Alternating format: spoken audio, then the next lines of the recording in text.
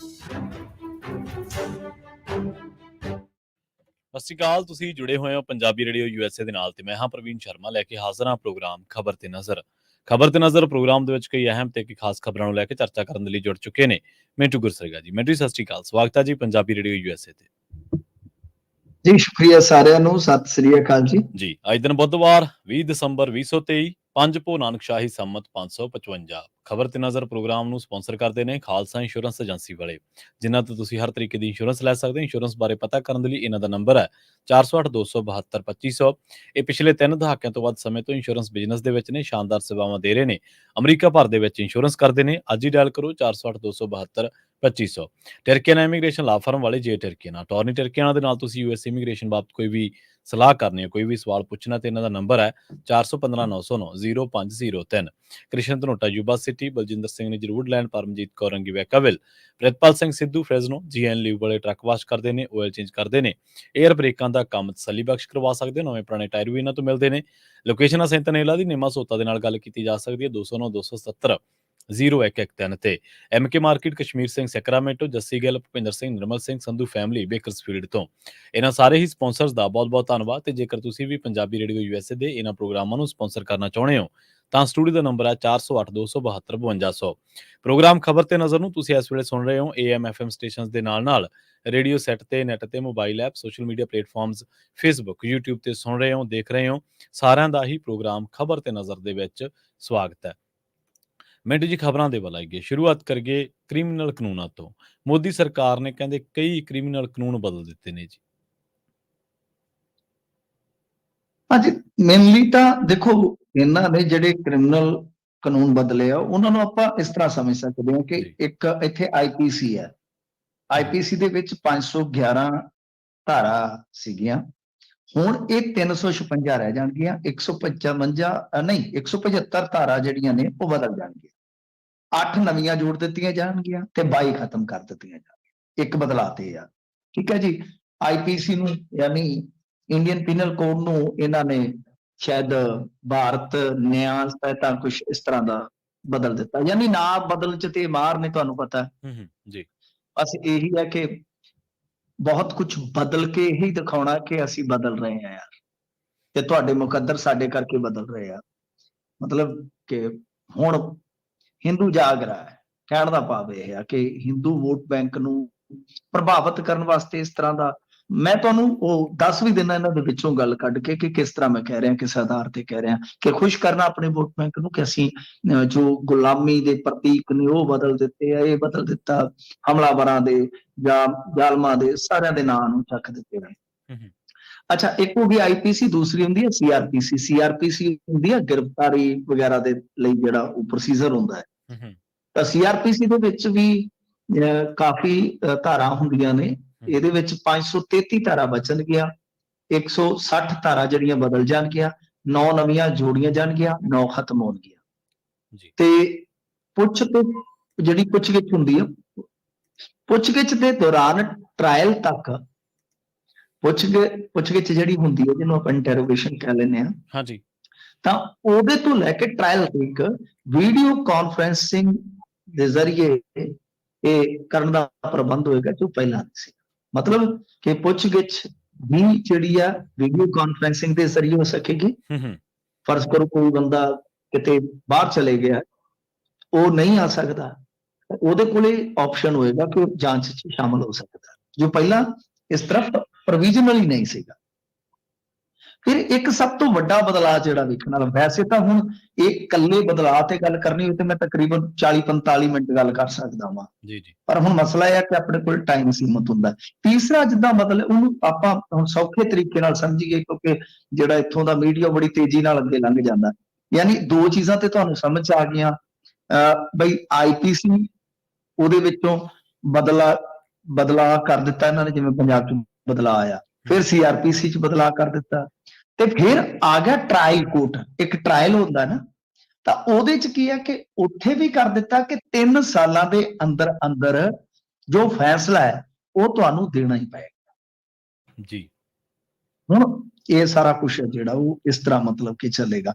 ਫਿਰ ਮੈਂ ਤੁਹਾਨੂੰ ਕੁਛ ਕੁ ਗੱਲਾਂ ਦੱਸ ਦਿੰਦਾ, ਜਿਵੇਂ ਇਹਨਾਂ ਨੇ ਅੱਜ ਕਿਹਾ ਕਿ ਦੇਖੋ ਜੀ, ਰਾਜ ਧਰੋਹ ਤਾਂ ਉਹ ਕਾਨੂੰਨ ਸੀ ਜਿਹੜਾ ਬ੍ਰਿਟਿਸ਼ਰ ਲੈ ਕੇ ਆਏ ਸੀਗੇ, ਤੇ ਇਸ ਕਾਨੂੰਨ ਦੇ ਤਹਿਤ ਮਹਾਤਮਾ ਗਾਂਧੀ ਤੇ ਤਿਲਕ ਵਰਗਿਆਂ ਨੂੰ ਵੀ ਇਹਨਾਂ ਨੇ, ਪਟੇਲ ਵਰਗਿਆਂ ਨੂੰ ਕਈ ਸਾਲ ਜੇਲ੍ਹ 'ਚ ਬੰਦ ਰੱਖਿਆ ਸੀ। ਅਸੀਂ ਉਹ ਬਦਲ ਦਿੱਤਾ।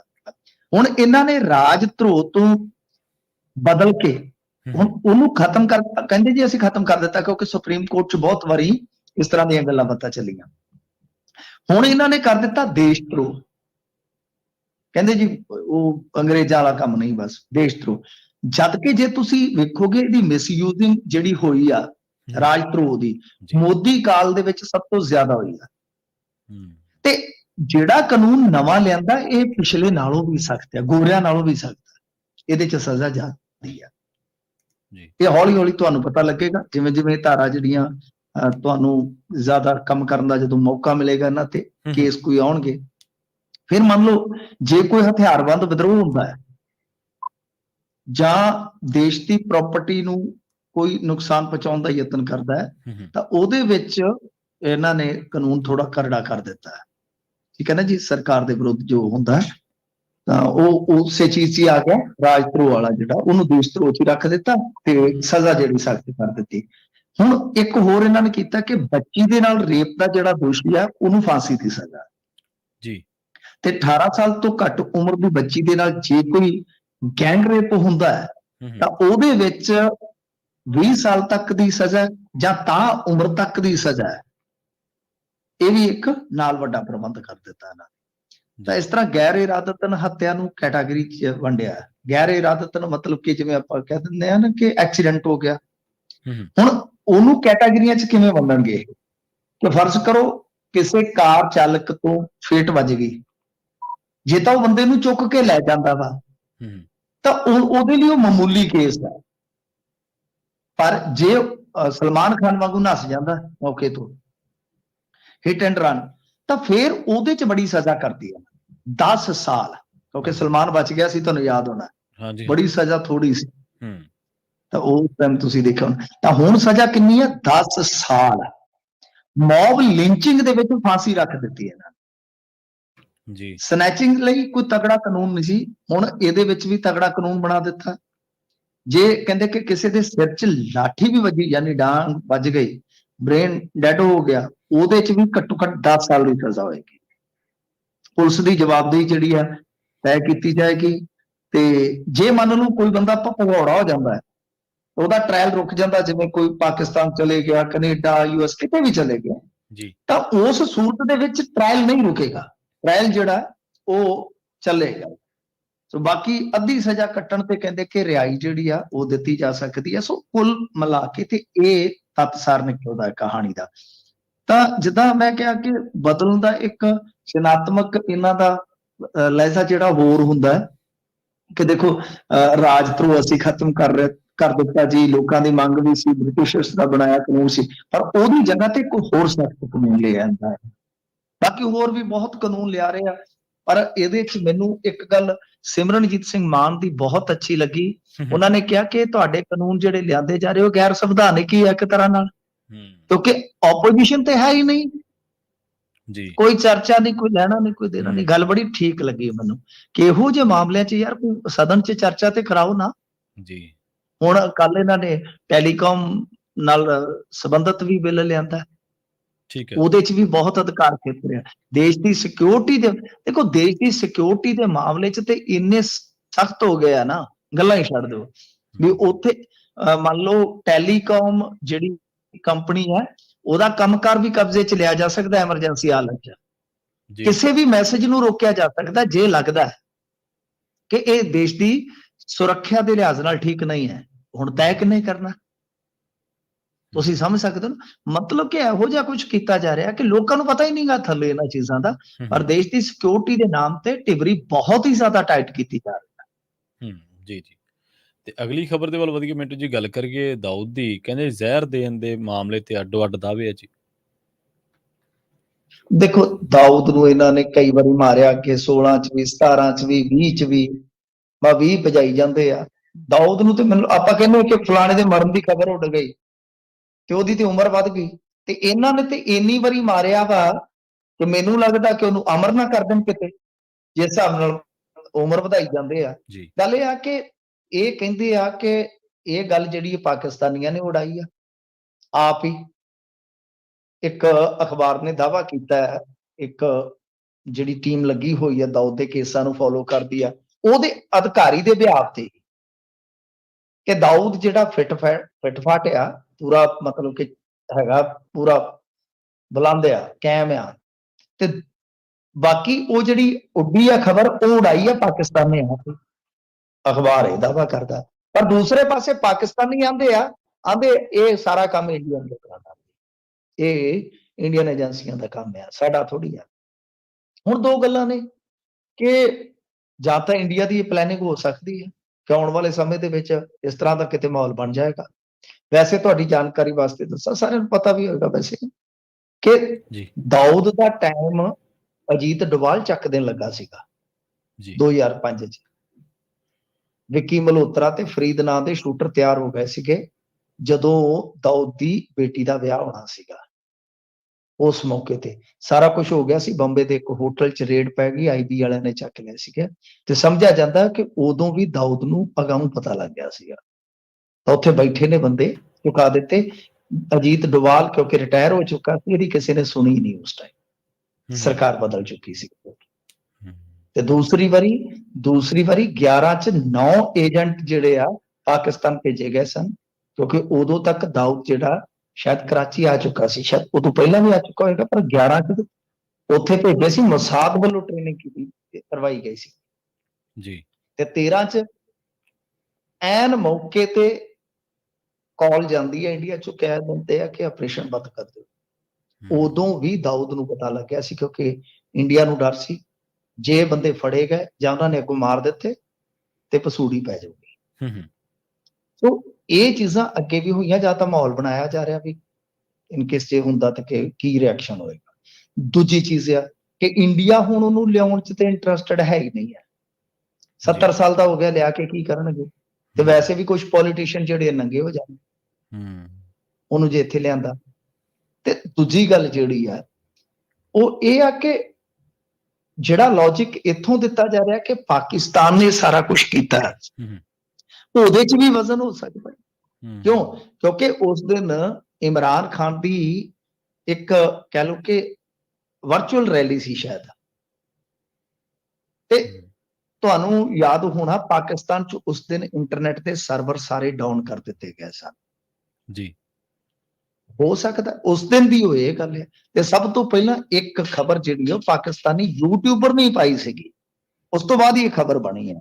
ਖੈਰ ਇਹ ਦਾਅਵੇ ਉਲਟਿਆ, ਉਹ ਕਹਿੰਦੇ ਉਹਨਾਂ ਨੇ ਅਫਵਾਹ ਉਡਾਈ ਆ, ਉਹ ਕਹਿੰਦੇ ਉਹਨਾਂ ਨੇ ਉਡਾਈ ਆ, ਪਰ ਇਸ ਅਫਵਾਹ ਦੇ ਵਿੱਚੋਂ ਇੱਕ ਗੱਲ ਇਹ ਉੱਡ ਕੇ ਆਈ ਆ ਕਿ ਦਾਊਦ ਜਿਹੜਾ ਫਿੱਟ ਆ, ਤੇ ਉਹਦੀਆਂ ਆਡੀਓ ਵੀ ਕੁਝ ਜਿਹੜੀਆਂ ਨੇ ਉਹ ਉਹਨਾਂ ਨੇ ਭਜਵਾਈਆਂ, ਜਿਹਦੇ ਵਿੱਚ ਦਾਊਦ ਜਿਹੜਾ ਉਹ ਬਈ ਗੱਲਾਂ ਕਰਦਾ ਪਿਆ ਜਿਵੇਂ ਆਮ ਦਿਨਚਰਿਆ ਚ ਗੱਲਾਂ ਲੋਕ ਕਰਦੇ ਆ। ਜੀ। ਤੇ ਮੈਨੂੰ ਜੀ ਗੱਲ ਕਰੀਏ ਪੰਜਾਬ ਦੇ ਵਿੱਚ, ਕਹਿੰਦੇ ਦਿਨ ਚੜ੍ਹਦੇ ਹੀ ਹੋ ਗਈ ਠਾਠ ਤੇ ਗੈਂਗਸਟਰ ਢੇਰ ਹੋ ਗਿਆ ਜੀ ਇੱਕ। ਇਹ ਐਨਕਾਊਂਟਰ ਹੋਇਆ ਜੰਡਿਆਲਾ ਲਾਗੇ। ਇਹਦੇ ਵਿੱਚ ਜਿਹੜਾ ਅਮਰੀ ਨਾਂ ਦਾ ਗੈਂਗਸਟਰ ਸੀ ਉਹ ਮਾਰਿਆ ਗਿਆ, 20 ਕੇ 22 ਸਾਲ ਦਾ ਸੀਗਾ ਉਹ, ਜ਼ਿਆਦਾ ਕੋਈ ਲੰਮੀ ਉਮਰ ਨਹੀਂ ਸੀ ਹੈਗੀ। 4 ਕਤਲ ਕੇਸਾਂ ਦਾ ਵਾਂਟਡ ਸੀ। ਇਹ ਕਹਿੰਦੇ ਆ ਕਿ ਰਾਤ ਹੀ ਅਸੀਂ ਫੜਿਆ ਸੀ, ਸਵੇਰੇ ਉਹਨੂੰ ਰਿਕਵਰੀ ਵਾਸਤੇ ਲਿਆਂਦਾ, ਤੇ ਜਦੋਂ ਰਿਕਵਰੀ ਵਾਸਤੇ ਲਿਆਂਦਾ ਉਹ ਪੁੱਟ ਕੇ ਦੇਣ ਲੱਗਾ ਹੈਰੋਇਨ, ਤੇ ਉਹਦੇ ਨਾਲ ਉਹਨੇ ਦੱਸਿਆ ਹੀ ਨਹੀਂਗਾ ਕਿ ਪਿਸਟਲ ਵੀ ਹੈਗਾ। ਉਹਨੇ ਫਾਇਰ ਕੀਤਾ, ਫਿਰ ਹੱਥ ਕੜੀਆਂ ਲੈ ਕੇ ਭੱਜਣ ਲੱਗਾ ਤੇ ਜਵਾਬੀ ਫਾਇਰਿੰਗ ਦੇ ਵਿੱਚ ਉਹ ਮਾਰਿਆ ਗਿਆ। ਦੇਖੋ ਇਹ ਜ਼ੀਰਕਪੁਰ, ਬੁਲਾਡਾ ਤੇ ਉਸ ਤੋਂ ਬਾਅਦ ਇੱਥੇ 3 ਮਾਮਲੇ ਇਸ ਤਰ੍ਹਾਂ ਦੇ ਹੋ ਗਏ ਜਿਹਦੇ ਚ ਪੁਲਿਸ ਦੀ ਕਹਾਣੀ ਸੇਮ ਆ। ਹੁਣ ਮੈਂ ਪਹਿਲੇ ਦਿਨ ਤੋਂ ਸਵਾਲ ਚੁੱਕਦਾ ਪਿਆ ਵਾਂ ਕਿ ਦੇਖੋ ਗੱਲ ਇਹ ਆ ਕਿ ਪੁਲਿਸ ਵਾਲੇ ਬੇਵਕੂਫ ਨੇ ਜਾਂ ਇਹਨਾਂ ਕਹਾਣੀਆਂ ਤੇ ਯਕੀਨ ਕਰਨ ਵਾਲੇ ਬੇਵਕੂਫ ਨੇ। ਕਿ ਜਦ ਜ਼ੀਰਕਪੁਰ ਵਾਲੀ ਘਟਨਾ ਵਾਪਰ ਗਈ ਤਾਂ ਫਿਰ ਬੁਲਾਡੇ ਵਾਲੀ ਕਿਉਂ ਵਾਪਰੀ? ਬੁਲਾਡੇ ਵਾਲੀ ਵਾਪਰ ਗਈ ਤਾਂ ਫਿਰ ਇਹ ਕਿਉਂ ਵਾਪਰ ਗਈ? ਕਿ ਪੁਲਿਸ ਅਫਸਰ ਨੂੰ ਇੰਨੀ ਅਕਲ ਨਹੀਂ ਹੈਗੀ ਕਿ ਬਈ ਕੁਝ ਵੀ ਦੱਬਿਆ ਹੋ ਸਕਦਾ। ਤੁਸੀਂ ਉਹਦੇ ਦੋਨੇ ਹੱਥਾਂ ਨੂੰ ਜੇ ਹੱਥ ਕੜੀ ਲਾਈ ਆ, ਉਹਨੂੰ ਪਿਛਾ ਠੱਲ ਕੇ ਤੇ ਕਿਸੇ ਸਿਪਾਹੀ ਨੂੰ ਕਈ ਫੜਾ ਸਕਦੇ ਹੋ ਕਿ ਪੱਟ ਬਈ ਜਿੱਥੇ ਕਹਿੰਦਾ। ਮੈਨੂੰ ਦੱਸੋ, ਉਹਨੇ ਪੋਕ ਲਾਈਨ ਮਸ਼ੀਨ ਲਾਈ ਸੀਗੀ ਉਹਦੇ, ਜਿਹਦੇ ਵਿੱਚ 50 ਫੁੱਟ ਉਹਨੇ ਡੂੰਘਾ ਟੋਆ ਮਾਰਿਆ। ਕੋਈ ਪੋਕਲੈਨ ਮਸ਼ੀਨ ਸੀਗੀ, ਕੋਈ ਜੇਸੀਬੀ ਮਸ਼ੀਨ ਲੱਗੀ ਆ। ਹੂੰ ਹੂੰ ਟੋਆ ਤੇ ਜੋ ਬੰਦਾ ਹੱਥੀ ਪੁੱਟਦਾ ਤੇ ਕੀ ਫੁੱਟ 2 ਫੁੱਟ ਦਾ ਪੱਟ ਲੂ, ਕਿੰਨਾ ਕੁ ਫੁੱਟ ਪੁੱਟ ਲੂ। ਤੇ ਜੇ ਤੁਸੀਂ ਹੱਥੀ ਉਹ ਪੱਟੋਗੇ ਤੇ ਠੀਕ ਹੈ, ਇਹ ਰਿਸਕ ਹੀ ਨਹੀਂ ਰਹੇਗਾ। ਜੇ ਉਹ ਮੰਨ ਲਓ ਤੁਹਾਨੂੰ ਗ੍ਰਨੇਡ ਨੱਪਿਆ ਹੁੰਦਾ ਤੇ ਫੇਰ ਤੁਹਾਨੂੰ ਤੇ ਸਾਰਿਆਂ ਨੂੰ ਉਡਾ ਦਿੰਦਾ। ਯਾਨੀ ਤੁਸੀਂ ਬੇਵਕੂਫ ਹੋ ਜਾਂ ਸਾਨੂੰ ਬੇਵਕੂਫ ਬਣਾ ਰਹੇ ਹੋ ਤੁਸੀਂ ਜੀ ਕਿ ਮੈਸੇਜ ਇਹ ਦੇ ਰਹੇ ਹੋ ਕਿ ਭਾਈ ਜੇਲ੍ਹਾਂ 'ਚ ਬੈਠੇ ਟਿਕ ਜਾਓ, ਨਹੀਂ ਤਾਂ ਜੇਲ੍ਹਾਂ 'ਚੋਂ ਕੱਢ ਕੇ ਵੀ ਮਾਰ ਦਾਂਗੇ। ਠੀਕ ਹੈ, ਲਾਅ ਐਂਡ ਆਰਡਰ ਸਰਕਾਰ ਨੇ ਵੇਖਣਾ। ਪਰ ਇਹ ਆ ਕਿ ਇਸ ਤਰ੍ਹਾਂ ਦੀਆਂ ਕਹਾਣੀਆਂ ਜਿਹੜੀਆਂ ਉਹ ਪ੍ਰੋਫੈਸ਼ਨਲ ਅਪਰੋਚ ਤੇ ਸਵਾਲ ਖੜਾ ਕਰਦੀਆਂ ਨੇ ਕਿ ਫਿਰ ਤੁਹਾਡੇ ਨਾਲੋਂ ਤਾਂ ਉਹ ਥਾਣੇਦਾਰ ਜਿਨ੍ਹਾਂ ਨੂੰ ਝੋਟੇ ਕੁੱਟ ਥਾਣੇਦਾਰ ਕਹਿੰਦੇ ਸੀਗੇ ਵੀ 8 5 7 ਪੜ੍ਹੇ 8 ਪੜ੍ਹੇ, ਉਹ ਝੋਟੇ ਕੁੱਟ ਥਾਣੇਦਾਰ ਹੀ ਠੀਕ ਸੀਗੇ ਜਿਹੜੇ ਇਸ ਤਰ੍ਹਾਂ ਕਿਸੇ ਨੂੰ ਫੜ ਕੇ ਲੈ ਜਾਂਦੇ ਤੇ ਉੱਥੇ ਥਾਣੇ ਜਦੋਂ ਜਾ ਕੇ ਉਹ 4 ਡਾਂਗਾ ਖਾ ਕੇ ਮੰਨਦਾ ਕਿ ਮੇਰੇ ਘਰ ਕਿਲੋ ਫੀਮ ਪਈ ਆ, ਉਹ ਜਦੋਂ ਫੀਮ ਪਟਾਉਣ ਵੀ ਆਉਂਦੇ ਤੇ ਅਗਲੇ ਮੁਸ਼ਕਾਂ ਬੰਨ ਕੇ ਨਾਲ ਲੈ ਕੇ ਆਉਂਦੇ। ਦੱਸ ਕਿਤੇ ਇਹ ਤੇ ਬੜੀ ਅਜੀਬੋ-ਗਰੀਬ ਜੀ ਗੱਲ ਬਣੀ ਪਈ ਆ। ਖੈਰ ਐਨਕਾਊਂਟਰ ਇੱਕ ਹੋਰ ਹੋ ਗਿਆ, ਇਹ 7ਵਾਂ ਐਨਕਾਊਂਟਰ 8 ਦਿਨਾਂ ਦੇ ਅੰਦਰ ਅੰਦਰ। ਤੇ ਤੁਸੀਂ ਹਿਸਾਬ ਲਾ ਲਓ ਕਿ 4 ਮਰ ਚੁੱਕੇ ਨੇ ਫੱਟੜ ਜਿਹੜੇ ਆ, ਉਹਨਾਂ ਦੀ ਗਿਣਤੀ ਵੀ ਅੱਧਾ ਦਰਜਨ ਤੋਂ ਵਧੇਰੇ ਆ। ਜੀ ਤੇ ਪੁਲਿਸ ਗਿਰਫਤ ਦੇ ਵਿੱਚ ਆਏ ਡੀਐਸਪੀ ਦੇ ਕਹਿੰਦੇ 300 ਮਾਮਲਿਆਂ ਦੀ ਜਾਂਚ ਚੱਲੀ ਜਾਂਦੀ ਹੈ ਮਿੰਟੂ ਜੀ। ਨਹੀਂ, ਜਾਂਚ ਨਹੀਂ ਚੱਲੀ ਜਾ ਰਹੀ। ਜਾਂਚ ਜਿਹੜੀ ਉਹਨੇ ਕੀਤੀ ਆ ਹੁਣ ਉਸ ਜਾਂਚ ਦੀ ਜਾਂਚ ਚੱਲੀ ਜਾ ਰਹੀ। ਦੇਖੋ ਕਿੰਨਾ ਅਜੀਬੋ-ਗਰੀਬ ਮਾਮਲਾ। ਹਾਂਜੀ ਹਾਂਜੀ, ਇਹ ਉਹੀ ਆ ਡੀਐਸਪੀ ਜਿਹਨੂੰ ਇਹਨਾਂ ਨੇ ਛੱਡ ਦਿੱਤਾ ਸੀਗਾ, ਜਿਹਦੀ ਆਪਾਂ ਗੱਲ ਕੀਤੀ ਸੀ ਬਾਂਸਲ। ਇਹ ਬੰਦਾ ਬਹੁਤ ਪਹੁੰਚਿਆ ਜੀ, ਇਹਦੀ ਆਪਾਂ ਉਦੋਂ ਕੁੰਡਲੀ ਫੋਲੀ ਤੇ ਹੈਗੀ ਸੀ। ਜਿਹੜਾ ਦੇ ਨਾਲ ਫੜਿਆ ਉਹ ਸਰਪੰਚ ਸਾਬਕਾ ਗਰਮੇਜ ਤੇ ਖੁਦ ਫਰਾਡ ਦੇ ਕੇਸ ਦੇ ਵਿੱਚ ਇੱਕ ਜਾਂਚ ਦਾ ਸਾਹਮਣਾ ਕਰ ਰਿਹਾ ਸੀ। ਇਹਨੂੰ ਕਲੀਨ ਚਿੱਟ ਦੇ ਕੇ ਕਿਹਾ ਕਿ ਬੰਦਾ ਹੀ ਤੂੰ ਕੰਮ ਦਾ ਆ ਜਾ। ਜਿਵੇਂ ਸਕੌਡੇ ਨੂੰ ਇੱਕ ਇੱਥੇ ਏਡੀਜੀਪੀ ਲਈ ਫਿਰਦਾ, ਉਧਰੋਂ ਤੇ ਉਹਦੇ ਤੇ ਲੱਖਾਂ ਰੁਪਈਆ ਨਾਮ ਰੱਖਿਆ, ਉਹ ਉਹਦੀ ਗੱਡੀ ਦੇ ਵਿੱਚ ਹੀ ਹੁੰਦਾ। ਤਾਂ ਗੱਲ ਇਹ ਆ ਕਿ ਇਸ ਤਰ੍ਹਾਂ ਪੁਲਿਸ ਅਫਸਰ ਰੱਖ ਲੈਂਦੇ ਨੇ ਇਹੋ ਜਿਹੇ ਬੰਦਿਆਂ ਨੂੰ, ਮੁਸ਼ਟੰਡਿਆਂ ਨੂੰ। ਇਹਨਾਂ ਦਾ ਕੰਮ ਹੀ ਇਹ ਆ, ਸਾਮੀਆਂ ਪੱਟਣੀਆਂ, ਸਾਮੀਆਂ ਚੱਟਣੀਆਂ। ਤਾਂ ਗੱਲ ਇਹ ਆ ਕਿ ਖੁਦ ਗੁਰਮੇਜ ਤੇ 7 ਲੱਖ ਦਾ ਫਰਾਡ ਦਾ ਕੇਸ ਸੀਗਾ ਜੀ, ਉਹਦੀ ਜਾਂਚ। ਅੱਛਾ, ਜਿਹੜੀ ਉਹੋ ਜਿਹੀ ਜਾਂਚ ਇਹਨੇ ਕੀਤੀ, ਉਹੋ ਜਿਹੀਆਂ ਜਾਂਚਾਂ ਦੂਜੀਆਂ ਕੀਤੀਆਂ। ਹੋਰ ਦੂਜੀ ਜਾਂਚ ਦੇ ਨਾਮ ਤੇ ਫਸੇ ਆ ਨਾ, ਜਿਹੜੀ ਆਡੀਓ ਰਿਕਾਰਡਿੰਗ ਨਿਕਲੀ ਆ, ਜਾਂਚ ਦੀ ਸੈਟਲਮੈਂਟ ਤੇ ਹੋ ਰਹੀ ਸੀ ਕਿ ਆਡੀਓ ਰਿਕਾਰਡਿੰਗ ਨਿਕਲੀ ਆ। ਤਾਂ ਇਹਨੇ ਲੁਧਿਆਣੇ ਬਹੁਤ ਪ੍ਰਾਪਰਟੀ ਬਣਾਈ ਹੈ ਜੀ, ਪੱਖੋ ਵਾਲੀ ਰੋਡ ਇਧਰਲੀ ਸਾਈਡ ਤੇ। ਇਹਦਾ ਤਾਂ ਰੈਸਟ ਹਾਊਸ ਉੱਥੇ ਚੱਲਣ ਡਿਆ, ਪਤਾ ਹੈ ਹੁਣ। ਅੱਛਾ, ਉੱਤੋਂ ਚਿੱਠੀ ਲਿਖਦਾ ਸੀਗਾ ਉਹ ਨੌਜਵਾਨ, ਇੱਕ ਐਸਐਚਓ ਨੂੰ ਫਸਾ ਰਿਹਾ ਸੀ, ਇਹਦੇ ਫਲਾਣੇ ਨਾਲ ਸੰਬੰਧ ਨੇ, ਇਹਦੇ ਫਲਾਣੇ ਨਾਲ ਸੰਬੰਧ ਨੇ। ਤੇ ਮੁੜ ਕੇ ਅੰਦਰ ਖਾਤੇ ਮਾਫੀਆਂ ਵੀ ਮੰਗਿਆ। ਤਾਂ ਪੁਲਿਸ ਨੇ ਕੀ ਕੀਤਾ ਕਿ ਫੜ ਕੇ ਕਹਿਤਾ ਕਿ ਜੀ ਸੁਪਰੀਮ ਕੋਰਟ ਦੀ ਗਾਈਡਲਾਈਨ ਆ, 7 ਦਿਨ ਦਾ ਨੋਟਿਸ ਦੇਣਾ ਜ਼ਰੂਰੀ ਆ। ਮੁੜ ਕੇ ਚੌਥੇ ਦਿਨ ਫਿਰ ਚੱਕ ਲਿਆ, ਕਿਉਂਕਿ ਸਬੂਤ ਹੈਗੇ ਹੀ ਸੀਗੇ, ਲੋਕ ਆ ਗਏ ਸਾਹਮਣੇ। ਹੁਣ ਕੋਰਟ ਨੇ ਇਹ ਗੱਲ ਕਹੀ ਆ ਕਿ ਇਹਦੀ ਜਾਂਚ ਦੀ ਜਿਹੜੀ ਜਾਂਚ ਹੋਈ ਆ, ਉਹਦੀ ਜਾਂਚ ਕਰੋ।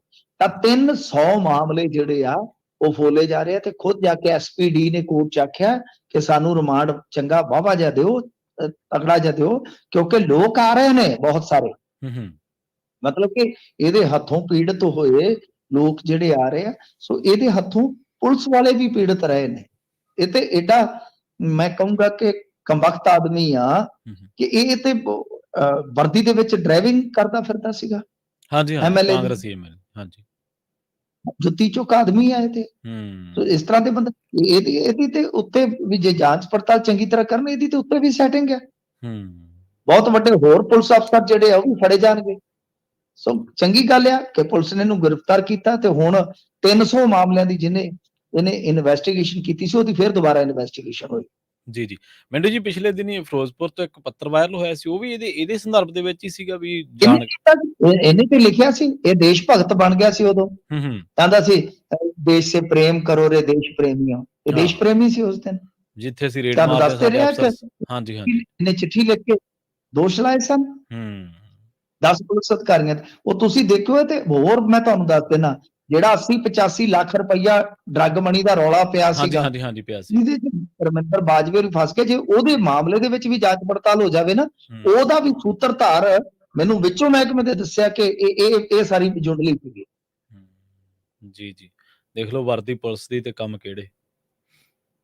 ਹਾਂ, ਜਿੰਨੀ ਵਰਦੀ ਤਾਂ ਇੱਕ ਇਹ ਬਸ ਜਿਵੇਂ ਕੁਝ ਲੋਕ ਹੁੰਦੇ ਆ ਜਿਹੜੇ ਉਹ ਧਰਮੀ ਥੋੜੀ ਹੁੰਦੇ ਆ, ਉਹ ਧਾਰਮਿਕ ਭੇਖ ਨੂੰ ਵਰਤਦੇ ਆ, ਇਹ ਵੀ ਪੁਲਿਸ ਵਾਲੇ ਥੋੜੀ ਆ, ਹਾਂਜੀ ਹਾਂਜੀ ਹੈ ਅੰਦਰੋਂ ਇਹ ਵੀ ਗੁੰਡੇ ਤੇ ਕਰਪਟ ਤੇ ਚੋਰ ਨੇ, ਬਸ ਵਰਦੀ ਨੂੰ ਤੇ ਵਰਤ ਰਹੇ ਸੀਗੇ। ਹੂੰ ਮਿੰਟੂ ਜੀ, ਪੰਜਾਬੀ ਗਾਇਕ ਤੇ ਕਿਸੇ ਤੇ ਮਾਮਲਾ ਦਰਜ ਹੋ ਗਿਆ ਜੀ, ਕਾਹਦਾ ਮਾਮਲਾ ਦਰਜ ਹੋਇਆ?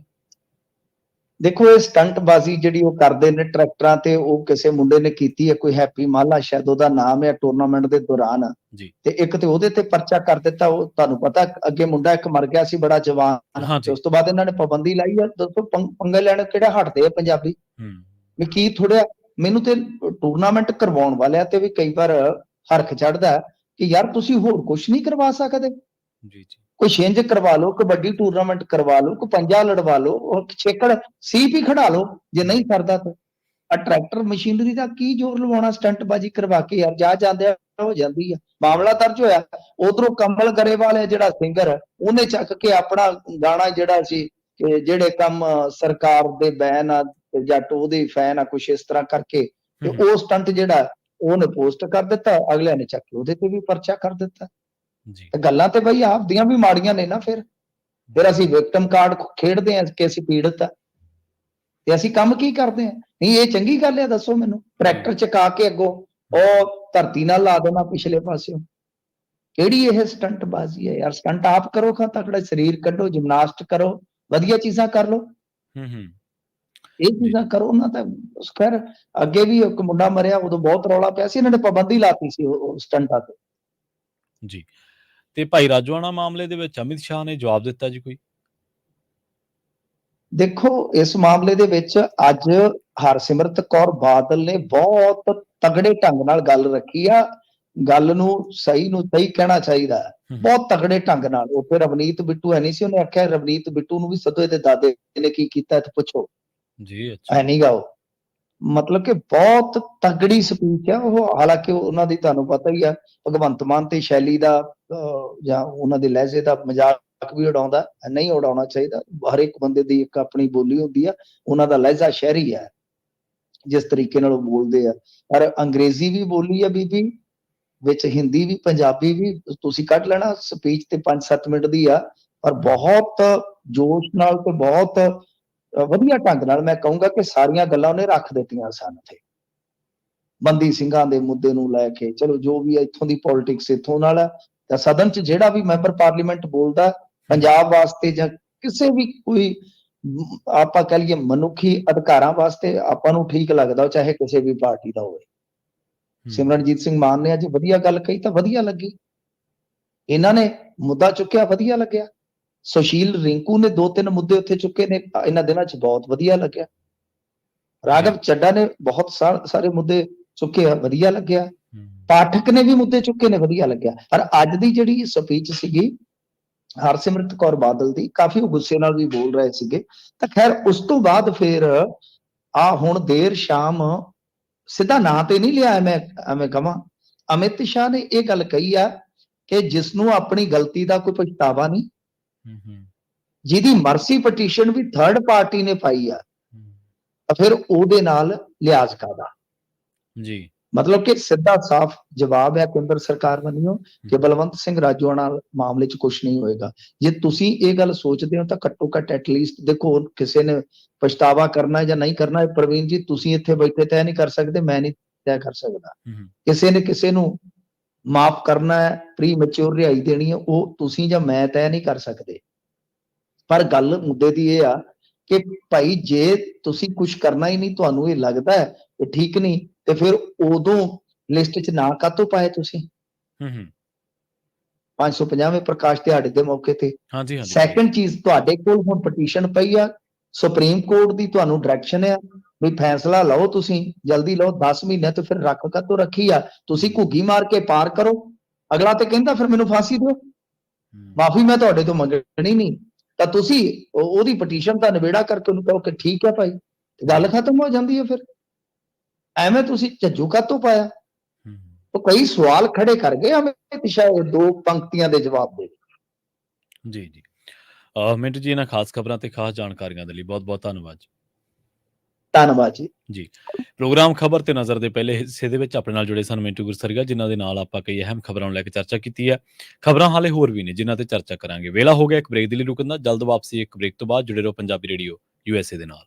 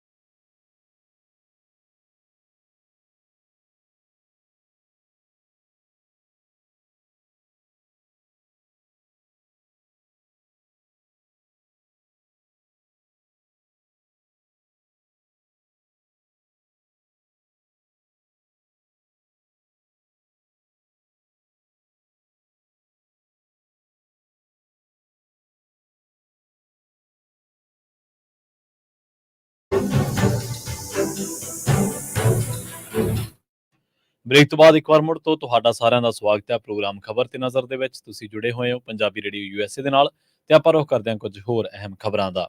ਸ੍ਰੀ ਅਕਾਲ ਤਖਤ ਸਾਹਿਬ ਦੇ ਜਥੇਦਾਰ ਗਿਆਨੀ ਰਘਬੀਰ ਸਿੰਘ ਨੇ ਸਮੁੱਚੀ ਸਿੱਖ ਕੌਮ ਨੂੰ ਸੰਦੇਸ਼ ਦਿੰਦਿਆਂ ਆਖਿਆ ਕਿ 4 ਸਾਹਿਬਜ਼ਾਦਿਆਂ ਸਮੇਤ ਹੋਰ ਸ਼ਹੀਦਾਂ ਦੀ ਯਾਦ ਦੇ ਵਿੱਚ 21 ਦਸੰਬਰ ਤੋਂ ਲੈ ਕੇ 28 ਦਸੰਬਰ ਤੱਕ ਚੱਲਣ ਵਾਲੇ ਸ਼ਹੀਦੀ ਹਫ਼ਤੇ ਦੇ ਵਿੱਚ ਹਰੇਕ ਸਿੱਖ ਗੁਰਬਾਣੀ ਦਾ ਜਾਪ ਕਰੇ, ਸਾਦਾ ਖਾਣ ਪੀਣ, ਸਾਦਾ ਪਹਿਰਾਵਾ ਤੇ ਘਰਾਂ ਦੇ ਵਿੱਚ ਸਾਦਗੀ ਧਾਰਨ ਕਰਦਿਆਂ ਸ਼ਹੀਦਾਂ ਨੂੰ ਸ਼ਰਧਾਂਜਲੀ ਭੇਂਟ ਕਰਨ।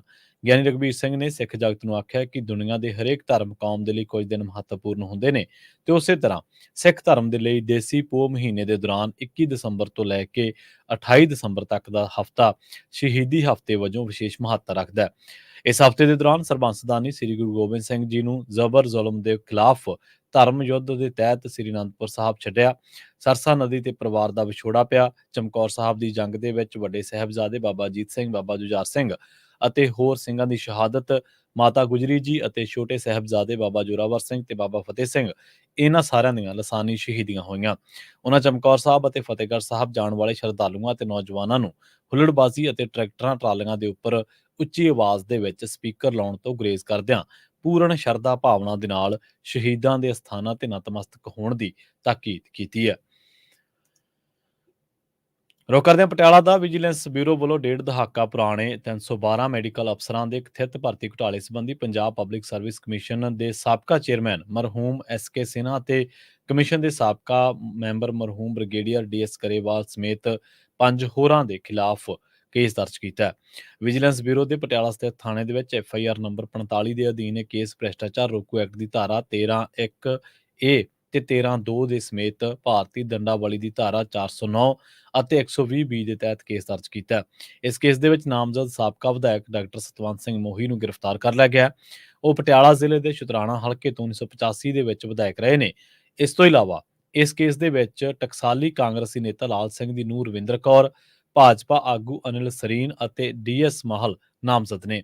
ਵਿਜੀਲੈਂਸ ਅਧਿਕਾਰੀਆਂ ਨੇ ਇਸ ਕੇਸ ਦੇ ਵਿੱਚ ਸਤਵੰਤ ਮੋਹੀ ਦੀ ਗ੍ਰਿਫਤਾਰੀ ਦੀ ਪੁਸ਼ਟੀ ਕਰ ਦਿੱਤੀ ਹੈ। ਆਮ ਆਦਮੀ ਪਾਰਟੀ ਦੀ ਸਰਕਾਰ ਦੇ ਦੌਰਾਨ ਪਟਿਆਲਾ ਦੇ ਵਿੱਚ ਕੇਸ ਦਰਜ ਹੋਣ ਦੀ ਇਹ ਦੂਜੀ ਵੱਡੀ ਕਾਰਵਾਈ ਹੈ। ਇਸ ਤੋਂ ਪਹਿਲਾਂ ਕੈਪਟਨ ਅਮਰਿੰਦਰ ਸਿੰਘ ਦੇ ਮੀਡੀਆ ਸਲਾਹਕਾਰ ਭਰਤਿੰਦਰ ਸਿੰਘ ਚਾਹਲ ਦੇ ਖਿਲਾਫ ਵੀ ਭ੍ਰਿਸ਼ਟਾਚਾਰ ਦੇ ਦੋਸ਼ਾਂ ਤਹਿਤ ਕੇਸ ਦਰਜ ਹੋ ਚੁੱਕਿਆ। ਇਹਨਾਂ ਦੋਵਾਂ ਕੇਸਾਂ ਦੇ ਤਫਤੀਸ਼ੀ ਅਫਸਰ ਡੀਐਸਪੀ ਸਤਪਾਲ ਸ਼ਰਮਾ ਨੇ। ਜ਼ਿਕਰਯੋਗ ਹੈ ਕਿ ਪੀਪੀਐਸਸੀ ਵੱਲੋਂ ਸਾਲ 2008 ਤੋਂ 2009 ਦੇ ਦੌਰਾਨ 312 ਮੈਡੀਕਲ ਅਫਸਰਾਂ ਦੀ ਭਰਤੀ ਕੀਤੀ ਗਈ ਸੀ। 2 ਪੜਾਵਾਂ ਦੇ ਵਿੱਚ ਨੇਪਰੇ ਚੜੀ ਇਸ ਭਰਤੀ ਦੇ ਦੌਰਾਨ ਪਹਿਲਾਂ 100 ਅਤੇ ਫਿਰ 212 ਮੈਡੀਕਲ ਅਫਸਰ ਭਰਤੀ ਕੀਤੇ ਗਏ ਸਨ। ਇਹਨਾਂ ਅਸਾਮੀਆਂ ਦੇ ਵਿੱਚ ਕਥਿਤ ਬੇਨਿਯਮੀਆਂ ਦੇ ਹਵਾਲੇ ਦੇ ਨਾਲ ਹਾਈ ਕੋਰਟ ਦੇ ਵਿੱਚ ਰਿਟ ਪਟੀਸ਼ਨਾਂ ਦਾਇਰ ਕੀਤੀਆਂ ਗਈਆਂ ਸਨ। ਇਸ ਦੇ ਆਧਾਰ ਤੇ ਹੀ ਹਾਈ ਕੋਰਟ ਨੇ 22 ਨਵੰਬਰ 2013 ਨੂੰ ਇਹਨਾਂ ਰਿਟ ਪਟੀਸ਼ਨਾਂ ਦਾ ਨਿਬੇੜਾ ਕਰਦਿਆਂ ਸਮੁੱਚੇ ਮਾਮਲੇ ਦੀ ਜਾਂਚ ਦੇ ਲਈ ਸਪੈਸ਼ਲ ਇਨਵੈਸਟੀਗੇਸ਼ਨ ਟੀਮ ਗਠਿਤ ਕਰਨ ਦਾ ਹੁਕਮ ਦਿੱਤਾ ਸੀ। ਸੀਬੀਆਈ ਦੇ ਸਾਬਕਾ ਸੰਯੁਕਤ ਕਮਿਸ਼ਨਰ ਐਮ.ਐਸ. ਬਾਲੀ ਅਤੇ ਪੰਜਾਬ ਵਿਜੀਲੈਂਸ ਬਿਊਰੋ ਦੇ ਤਤਕਾਲੀ ਡੀਜੀਪੀ ਸੁਰੇਸ਼ ਅਰੋੜਾ ਦੇ ਆਧਾਰਿਤ 2 ਮੈਂਬਰੀ ਸਿੱਟ ਵੱਲੋਂ ਕਈ ਸਾਲਾਂ ਤੱਕ ਇਸ ਭਰਤੀ ਘੁਟਾਲੇ ਦੀ ਜਾਂਚ ਕੀਤੀ ਗਈ। ਇਸ ਸੰਬੰਧੀ ਹਾਈ ਕੋਰਟ ਦੇ ਵਿੱਚ ਪੇਸ਼ ਕੀਤੀ ਗਈ ਰਿਪੋਰਟ ਦੇ ਵਿੱਚ ਇਸ ਗੱਲ ਦਾ ਜ਼ਿਕਰ ਕੀਤਾ ਗਿਆ ਸੀਗਾ ਕਿ ਇਸ ਮਾਮਲੇ ਦੀ ਜਿਹੜੀ ਜਾਂਚ ਕੀਤੀ ਜਾਂਦੀ ਹੈ ਤੇ ਇਸ ਮਾਮਲੇ ਦੇ ਵਿੱਚ ਇਹ ਵੀ ਟਿੱਪਣੀ ਕੀਤੀ ਗਈ ਸੀ ਕਿ 312 ਮੈਡੀਕਲ ਅਫਸਰਾਂ ਦੀ ਪੂਰੀ ਚੋਣ ਪ੍ਰਕਿਰਿਆ, ਭਰਤੀ ਪ੍ਰਕਿਰਿਆ ਹੀ ਬੇਨਿਯਮੀਆਂ ਦੇ ਨਾਲ ਭਰੀ ਹੋਈ ਹੈ। ਸਿੱਟ ਦੀ ਇਸ ਪੜਤਾਲੀਆ ਰਿਪੋਰਟ ਦੇ ਆਧਾਰ ਤੇ ਵਿਜੀਲੈਂਸ ਨੇ ਹੁਣ ਪਟਿਆਲਾ ਦੇ ਵਿੱਚ ਕੇਸ ਦਰਜ ਕੀਤਾ। ਜ਼ਿਕਰਯੋਗ ਹੈ ਕਿ ਤਾਜ਼ਾ ਕੇਸ ਦਾ ਕਾਰਨ ਬਣੀ ਡਾਕਟਰਾਂ ਦੀ ਭਰਤੀ ਪਹਿਲਾਂ 1998 ਦੇ ਵਿੱਚ ਵੀ ਹੋਈ ਸੀ। ਫਿਰ 2002 ਦੇ ਵਿੱਚ ਪੀਪੀਐਸਸੀ ਦੇ ਤਤਕਾਲੀ ਚੇਅਰਮੈਨ ਰਵਿੰਦਰਪਾਲ ਸਿੰਘ ਉਰਫ ਰਵੀ ਸਿੱਧੂ ਦੇ ਖਿਲਾਫ ਕੇਸ ਦਰਜ ਹੋਣ ਕਰਕੇ ਕਈ ਸਾਲਾਂ ਤੱਕ ਪੀਪੀਐਸਸੀ ਰਾਹੀਂ ਇਹ ਭਰਤੀ ਨਹੀਂ ਹੋ ਸਕੀ। ਇਸ ਕੇਸ ਦੇ ਵਿੱਚ ਲੰਬੀ ਚੱਲੀ ਅਦਾਲਤੀ ਕਾਰਵਾਈ ਦੇ ਦੌਰਾਨ ਰਵੀ ਸਿੱਧੂ ਨੂੰ ਵੀ ਸਜ਼ਾ ਹੋਈ ਸੀ। ਰਵੀ ਸਿੱਧੂ ਦੇ ਖਿਲਾਫ ਇਹ ਕੇਸ ਕੈਪਟਨ ਅਮਰਿੰਦਰ ਸਿੰਘ ਦੇ ਮੁੱਖ ਮੰਤਰੀ ਬਣਨ ਤੋਂ ਬਾਅਦ ਦਰਜ ਕੀਤਾ ਗਿਆ ਸੀ। ਇਸ ਤੋਂ ਮਗਰੋਂ 2009 ਦੇ ਵਿੱਚ ਭਰਤੀ ਹੋਈ। ਇਸ ਨੂੰ ਲੈ ਕੇ ਹੁਣ ਇਹ ਕੇਸ ਦਰਜ ਕੀਤਾ ਗਿਆ। ਪੀਪੀਐਸਸੀ ਭ੍ਰਿਸ਼ਟਾਚਾਰ ਦੇ ਮਾਮਲੇ ਨੂੰ ਲੈ ਕੇ ਇੱਕ ਵਾਰ ਫਿਰ ਇਹ ਕਮਿਸ਼ਨ ਸੁਰਖੀਆਂ ਦੇ ਵਿੱਚ ਹੈ। ਇਸ ਦੀ ਪੰਜਾਬ ਦੇ ਵਿੱਚ ਕਾਫੀ ਚਰਚਾ ਹੋ ਰਹੀ ਹੈ। ਇੱਥੇ ਆਪਾਂ ਇੱਕ ਹੋਰ ਸ਼ਾਰਟ ਬ੍ਰੇਕ ਦੇ ਲਈ ਰੁਕਾਂਗੇ। ਬ੍ਰੇਕ ਤੋਂ ਪਾਰ ਆਪਣੇ ਨਾਲ ਜੁੜਨਗੇ ਡਾਕਟਰ ਗੁਰਜੋਤ ਸਿੰਘ, ਜੋਤ ਆਯੁਰਵੈਦਿਕ ਸੈਂਟਰ, ਟੋਰਾਂਟੋ, ਕੈਨੇਡਾ ਤੋਂ।